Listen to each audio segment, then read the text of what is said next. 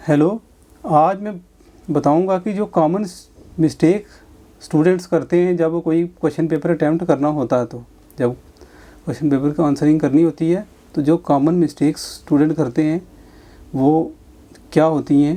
क्योंकि मैं अक्सर जो पेपर है आंसर शीट चेक करता हूँ और वहाँ पर देखता हूँ कि स्टूडेंट्स ने जो गलतियाँ की होती हैं बहुत सारी, तो वो गलतियाँ आप कम से कम करें या ना हो उनसे।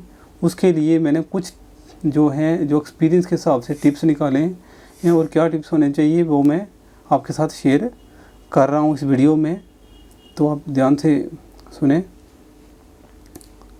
तो इसमें आपने ये कुछ टिप्स हैं, क्योंकि बहुत सारी स्ट्रेटजीज़ जब बड़े बड़े एग्ज़ाम देते हैं हम, कॉम्पिटिटिव एग्ज़ाम्स या अपनी डिग्री के लिए एकेडमिक्स के एग्ज़ाम्स देते हैं और ख़ासकर ऑब्जेक्टिव टाइप के एग्ज़ाम अलग होते हैं। यहाँ पर जो मैं क्वेश्चन की जो स्ट्रेटजी आंसर की बताऊँगा ये है थ्योरेटिकल जो एग्ज़ाम हम देते हैं।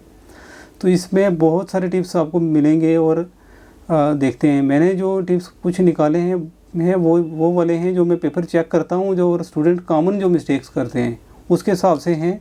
तो ये 4 जो कॉमन मिस्टेक्स स्टूडेंट्स करते हैं वो अगर ना करें तो अपनी इम्प्रूवमेंट कर सकते हैं। उसमें कौन कौन से हैं?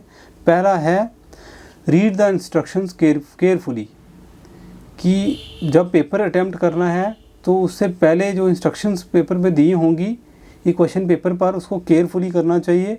और इन जो मैंने टिप्स लिखे हैं, ये जो टिप्स, इनको मैंने इनकी एग्जांपल के साथ मैं आपको आज समझाऊंगा। उसके लिए मैंने एक पेपर की कटिंग ली है, उसके थ्रू मैं बताऊंगा। तो पहले टिप्स क्या हैं कि read the instruction carefully, mark the numbering correctly, ई try to attempt maximum questions और टाइम मैनेजमेंट। इनको 1 बाय 1 हम समझेंगे और फिर प्रैक्टिकली की देखेंगे कि क्या होता है। तो जैसे ये एक क्वेश्चन पेपर है जिसमें लगभग 4 और ये 9 क्वेश्चन है टोटल। तो इसमें पहला जो टिप जो हमने पढ़ा कि रीड द इंस्ट्रक्शन केयरफुली, वो क्या मतलब है कि जैसे ये क्वेश्चन पेपर हम देख पा रहे हैं तो इसमें दिया हुआ है नोट। तो नोट में यही है कि इंस्ट्रक्शन है कि इसको सबसे पहले हमने क्या करना है, समझना है कि इसको हमने फॉलो करना है सही ढंग से। तो इसमें लिखा हुआ है attempt all questions from section A and B. Section जो ए है और बी से जो क्वेश्चन हैं वो सारे के सारे क्वेश्चन को क्या करना है, अटैम्प्ट करना है। जबकि जो सी है 1 क्वेश्चन जो है वो सी सेक्शन से करना है। तो यहाँ पर दिया हुआ, और स्टूडेंट्स गलती क्या करते हैं कि अगर लेट करो कि 5 क्वेश्चन करने हैं किसी क्वेश्चन पेपर में, तो स्टूडेंट सारे के सारे कर आ जाते हैं, 8 कर के आ जाते हैं और बोलते हैं हमने करने थे, हमने सही ढंग से इंस्ट्रक्शन नहीं पढ़ी, करने 5 थे 8 करके आ गए हैं, तो कुछ होगा तो नहीं। जब कुछ होगा ये कि जब एग्जामिनर पेपर चेक करेगा चेकर, तो उसमें वो आपके फर्स्ट 5 क्वेश्चन ही लेगा। तो सपोज़ करो एक स्टूडेंट है, उसने 5 ही क्वेश्चन इंस्ट्रक्शन सही ढंग से पढ़ी और वो क्या करेगा, 5 क्वेश्चन ही करेगा और 5 एफिशिएंटली करेगा, टाइम के साथ करेगा आराम से। लेकिन दूसरा स्टूडेंट है जिसने 8 कर लिए तो वो जल्दबाजी में करेगा क्योंकि उसने 8 क्वेश्चन किए हैं एक चीज़। और दूसरे नंबर पर क्या पता जो लास्ट वाले उसने 3 या 2 क्वेश्चन किए वो ज़्यादा अच्छे से किए। तो जो एग्जामिनर जो पेपर चेकर होता है वो चेकिंग जो करता है पेपर, तो पहले 5 ही वो क्या कंसीडर करेगा, वो क्या करेगा, पहले 5 क्वेश्चन जो है वो कंसीडर करेगा।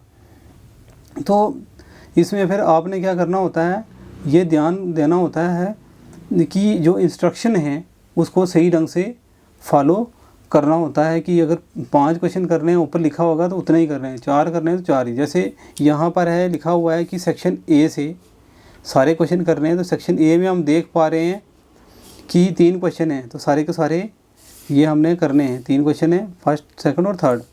तो जो बी सेक्शन में भी जो क्वेश्चन है, जैसे चौथा क्वेश्चन भी करना है, आगे वाले जो क्वेश्चन होंगे वो भी करना है इस तरीके से। और फिर सी सेक्शन का जो है उसको देखते हैं। तो सी सेक्शन ये है और इसमें दिया हुआ है कि कोई एक करना है, अटैम्प्ट एनी 1। तो ये 7th 8th और 9th में से कोई एक करना है। तो अगर इंस्ट्रक्शन सही ढंग से देखी होगी तो हम उसको फिर फॉलो कर सकते हैं अच्छे से। दूसरा जो टिप्स आता है वो आता है कि नंबरिंग क्वेश्चन जो है, सबसे कॉमन जो मिस्टेक मैं स्टूडेंट्स को देखता हूँ ख़ासकर, कि स्टूडेंट्स को नंबरिंग करनी नहीं आती। वो क्वेश्चन की नंबरिंग को गलत करते हैं, जिससे जब पेपर चेकिंग करने वाले जब पेपर चेक करते हैं तो उनको पता नहीं चलता ये कौन सा क्वेश्चन है अटैम्प्ट किया है, और इस तरीके से गलत इंप्रेशन जाता है स्टूडेंट पर, और अगर कोई चेकर उसका मूड ठीक ना हो और वो अगर उस क्वेश्चन को 0 नंबर दे भी तो आप चैलेंज नहीं कर सकते, आपने नंबरिंग खुद गलत की है उसमें।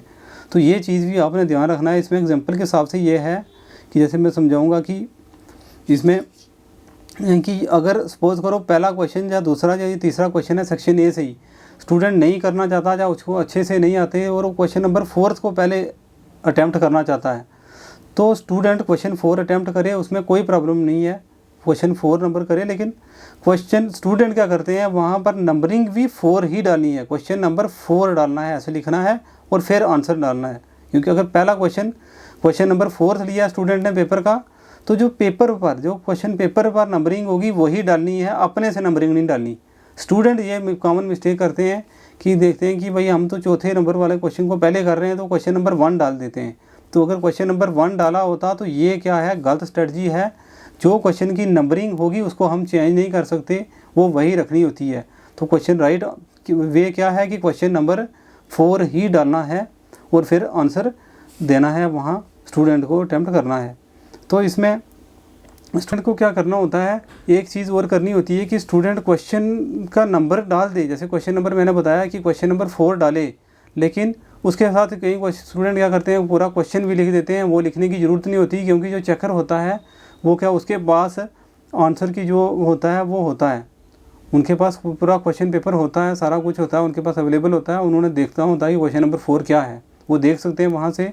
उसमें स्टूडेंट को टाइम वेस्ट करने की ज़रूरत नहीं है, सिर्फ आप नंबरिंग डाल दें जो पेपर पर है और फिर उसको आंसर को अटैम्प्ट करें। तो ये चीज़ आपने ध्यान में रखनी है।